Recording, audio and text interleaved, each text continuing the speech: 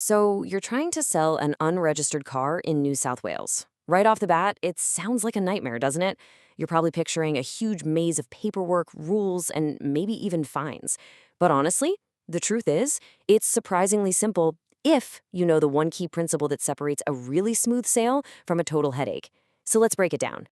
Yeah, you're likely thinking, is this even legal? What forms am I actually responsible for? And what in the world is a blue slip everyone talks about? Trust me, these are the exact questions that trip everyone up. But don't you worry, we are about to make all of this crystal clear.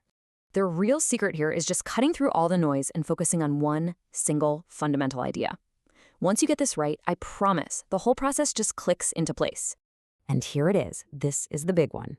The biggest mistake sellers make is confusing their job with the buyer's job. Look, as the seller, your job is incredibly simple. Prove you own the car and document the sale. That is it. End of story. Getting it registered, making it roadworthy, and getting it legally on the road, that's all on the buyer. It's their problem, not yours. Okay, first, let's just get the biggest question out of the way right now. Is it legal? Yes, it is 100% legal to sell an unregistered vehicle in New South Wales. The critical thing you have to remember is the difference between selling it and driving it. You can sell it from your driveway all day long, no problem, but that car cannot be driven on a public road until the buyer sorts their end out. Now, let's get down to business and focus on your side of the deal. Think of this as your seller paperwork kit. You know, having these things ready to go before a buyer even shows up is the secret to a clean, protected, and totally stress-free sale. Your kit just has 4 essential things. First, your ID. Easy. Second, some kind of proof that you actually own the car. Third, the buyer's full details. And I'm serious, do not skip getting their details. And fourth, the single most important document in this entire process, a proper bill of sale. I really can't say this enough. The bill of sale is your shield. It's your protection. It doesn't matter if it's a fancy template you download or just a detailed handwritten receipt. This piece of paper is the most critical part of the whole transaction. It's your legal proof of sale. It's your ultimate protection. So what needs to go on it? Well, it's pretty simple actually. You need both of your details. That's full names and addresses, the date and the final sale price, of course, the car's make, model, and, this is crucial, its VIN number. And finally, signatures from both of you. That's the bare minimum. Now, here's a little pro tip for you. Add this exact phrase to your bill of sale. The vehicle is sold unregistered and in its current condition. I know it doesn't sound like fancy legal jargon, but it is incredibly powerful. It makes the terms of the sale perfectly clear, and it protects you if the buyer comes back with issues later on.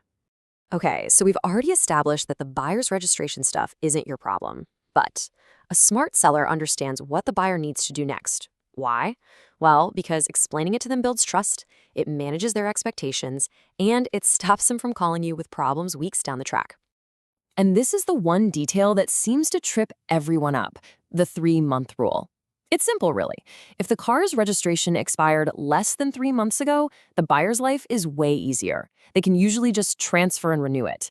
But, and this is a big but, if it's been expired for more than 3 months, the slate is wiped clean. They have to start a brand new registration from scratch, and that means they're going to need that blue slip.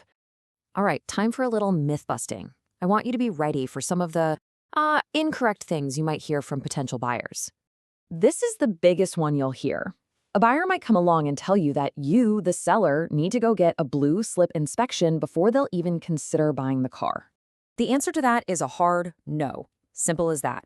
A blue slip is part of the buyer's re-registration process. It is 100% their responsibility, not yours. Don't let anyone convince you otherwise. Okay, next myth. The deal's done, you've got the cash in your hand. Can the buyer just hop in the car and drive away? No way, absolutely not. To move that car on a public road, even just for the drive home, the buyer needs an unregistered vehicle permit, or a UVP, from Service NSW. And again, this is completely their job to organize before they even think about turning the key. Right, a quick word on the notice of disposal. Normally, when you sell a registered car, you have to lodge one online to tell the government you sold it. But if the registration has been expired for a really long time, the car might not even be in the system anymore. The safest bet? Just try lodging it online first. If it fails, hey, you've done your part. So, Let's pull all of this together into one final checklist. Think of this as your last-minute check before you hand over the keys, just to make sure you are completely covered. Okay, ready? Is your bill of sale totally filled out and signed by both of you? Have you dealt with the number plates, either taking them off or noting they were taken? And have you confirmed the buyer has a legal way to move the car, like a permit or a tow truck? If you can tick all those boxes, you are good to go. So look, if you walk away remembering nothing else from all this, remember these two things. First, document the heck out of the sale with a detailed bill of sale. And second, understand that 3-month rule so you can confidently explain the situation to your buyer. If you get those two things right, selling an unregistered car in NSW is nowhere near as scary as it sounds.